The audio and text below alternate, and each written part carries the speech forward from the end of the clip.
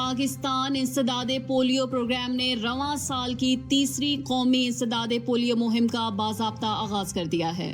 وزیر اعظم کی focal person برائے انسداد پولیو عائشہ رضا فاروق نے NEOC میں منعقدہ افتتاحی تقریب میں 5 سال سے کم عمر بچوں کو پولیو کے قطرے پلائے اور وٹامن A کی خوراک دی۔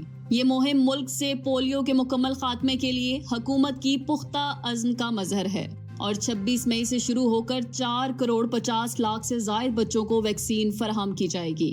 عائشہ رضا فاروق نے کہا کہ پولیو کا خاتمہ صرف صحت عامہ کا ہدف نہیں بلکہ قومی ترجیح ہے۔ یہ تیسری مہم ملک میں پولیو وائرس کی منتقلی روکنے اور 2025 کے اختتام تک اس مرض کے خاتمے کی جانب ایک اہم قدم ہے۔ انہوں نے کراچی، جنوبی خیبر پختونخوا اور کوئٹہ بلاک جیسے اہم علاقوں میں چیلنجز کو اجاگر کیا اور فرنٹ لائن ورکرز، خاص طور پر خواتین ویکسینیٹرز کی خدمات کو سراہا۔ سول اور عسکری اداروں کے تعاون کا بھی شکریہ ادا کیا، تاہم کچھ علاقوں میں وائرس کی گردش ابھی جاری ہے۔